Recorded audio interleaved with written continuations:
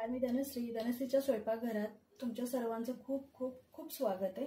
आज आपण ना राजमाची भाजी बनवणार आहोत। तर मी थोडी तयारी करून घेतलेली होती। इथे मी ना राजमा कुकरला 4 शिट्ट्यांमध्ये शिजवून घेतलेला आहे आणि मी ह्याच्यात ना 2 बटाटे टाकले आहेत। आपण ना शिमला मिरची भरून पण करणार आहोत, म्हणजे शिमला मिरची स्टफ करतात ना त्या टाइप मध्ये करणार आहोत। तर मला इथे ना बटाटे हवी होती, मग ते एकाच वेळी मी बटाटे पण टाकली आहेत, राजम्यामध्ये टाकलेत, त्यामुळे बटाटे लाल झाले आहेत। राजमा याच्यामध्ये मी ना एक तेजपत्ता आहे, एक दालचिनीचा तुकडा आहे आणि एक चक्री फूल टाकले, एक चक्री फूल, बाकी काही नाही टाकलं मी। चांगलं ना शिजलं आहे मस्त।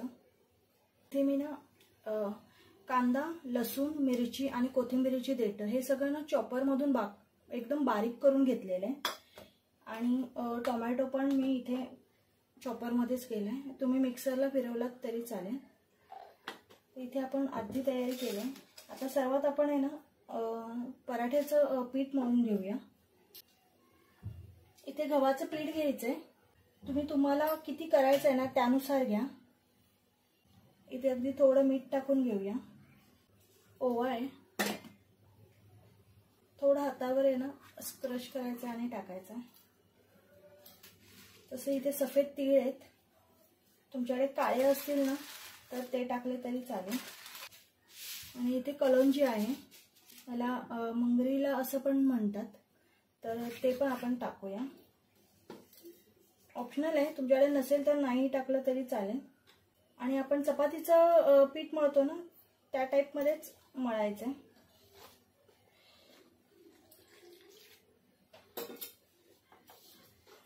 इथे पीठ आपलं कणिक मळून झालेलं आहे, हे ना झाकून ठेवून द्यायचं। इथे ना कढई ठेवून घेतली आहे, ह्याच्यात आपण एक पळी तेल टाकूया। इथे तेल गरम झालं ना की थोडं जिरं टाकून घ्यायचं आणि थोडा हिंग टाकते। तेल आहे ना छान गरम झालंय, जिरं एकदम गरम झालंय, कांदा टाकून घेऊया। मी कांद्यामध्येच आलं, लसूण, हिरवी मिरची आणि कोथिंबीरची देठा घेतलेली आहे, त्यामुळे मी इथे वरून आलं लसूण नाही टाकत आहे। इथे कांदा आहे ना सोनेरी होईपर्यंत भाजायचा आहे। इथे ना 1-1.5 मिनिटं झालाय, कांदा आपण छान भाजलाय। ह्याच्यातच आपण मसाले टाकून घेऊया। अर्धा चमचा हळद टाकली, अर्धा चमचा धना पावडर आहे आणि अर्धा चमचा जिरा पावडर आहे।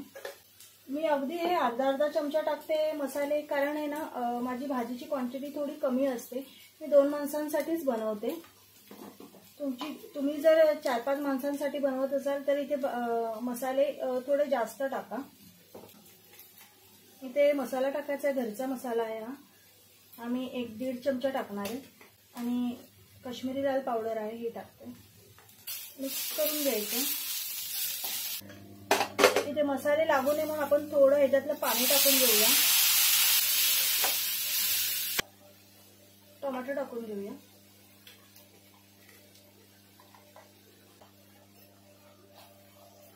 हे मिक्स करून घ्यायचंय आणि इथे टोमॅटो पण आपण शिजवून घेणार आहोत।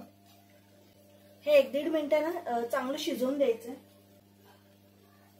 ह्याच्यात थोडं मीठ टाकून घेऊया। इथे ना 1-1.5 मिनिट झालाय, टोमॅटो पण आपल्या इथे ना छान भाजलाय। याच्यातलं तमालपत्र, अख्खे मसाले जे टाकलेत ना मी, दालचिनी आणि चक्री फूल, हे काढून टाकायचं। मगाशी पण मीठ टाकलं, इथे आता चवीनुसार मीठ टाकायचं। कसुरी मेथी आहे ही मी भाजून बारीक करून ठेवते, अशीच टाकायची नाही कधी, नेहमी तिला ना भाजायची, त्याचा स्वाद आहे ना अजून चांगला होतो।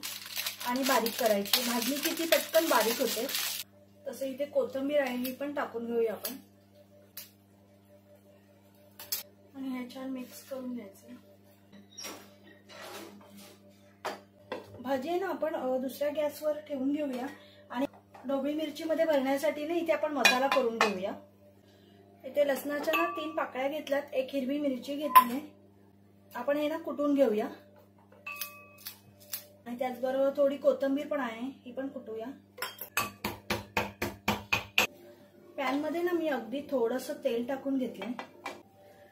थोडं जिरं टाकूया आणि आपण हे जे कुटून घेतलेली मिरची, लसूण आणि कोथिंबीर आहे ना, हे पण टाकून घेऊया.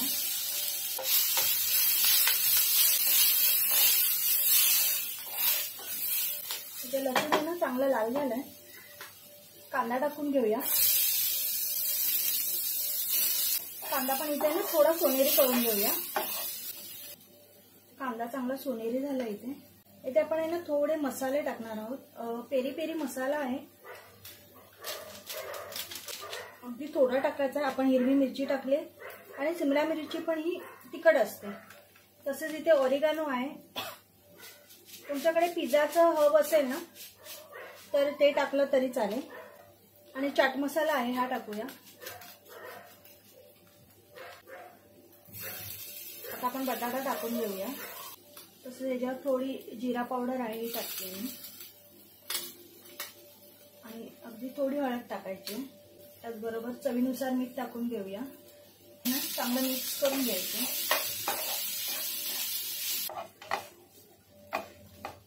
मसाला आणि बटाटा आहे ना छान मिक्स झाला ना की ते गॅस बंद करून टाकायचा आहे. हे बॅटर आहे ना एका वाटीमध्ये काढून घ्यायचं आहे आणि आपण ह्याच्यामध्येच शिमला मिरची फ्राय करणार आहोत. इथे ना शिमला मिरची स्वच्छ धुवून घेतली आणि आपण तिला आता कट करून घेऊया. हा जो मधला भाग आहे ना हा फक्त काढून घ्यायचा आपल्याला बियांचा. हे बघा असं, हे पण असं काढून घ्यायच्यात बिया सगळ्या. ह्याच्यातल्या ना पूर्ण बिया आपण काढून घेतलेल्या आहेत. आता आपण ह्याला कट करून घेऊया. हे असं गोल राऊंड मध्ये कट करून घ्यायचंय. हे बघा. आता आपण हे जे बटाट्याचं सारण बनवलंय ना हे आपण ह्याच्यामध्ये टाकून घेऊया. तोपर्यंत इथे मी हाच पॅन ठेवला, गरम करायला ठेवूया. इथे शिमला मिरची ना माझं बाळ म्हणजे मुलगा माझा खात नाही, त्यामुळे मी इथे एकच शिमला मिरची घेतली आहे. मुलाला शिमला मिरची ना अजिबात आवडत नाही. थोडं ना असं दाबून घ्यायचं हाताने, कारण ह्याला आत खूप जागा आहे ना, पोकळ आहे. पॅन मध्ये ना थोडं तेल टाकायचंय आणि ही शिमला मिरची आहे ना ही आपण ठेवून घेऊया. आणि छान आलटी पलटी करून आहे ना दोन्ही बाजूनी चांगली खरपूस भाजून घ्यायची. थोडंसं वरून पण तेल टाकूया. तेल खूप नाही टाकायचं. आपण इथे शिमला मिरची ना बारीक गॅसवर ठेवून घेतली आहे. तोपर्यंत इथे आपण पराठे बनवून घेऊया. इथे कणकेला मी छान आहे ना तेल लावून घेतलंय.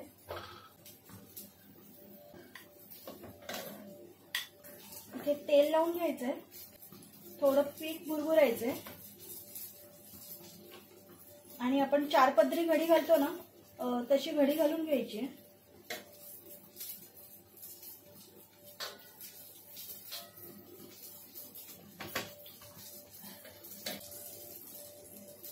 अशा प्रकारे ना इथे पराठे सगळे बनवून घेते आणि इथे शिमला मिरचीकडे पण लक्ष ठेवायचंय.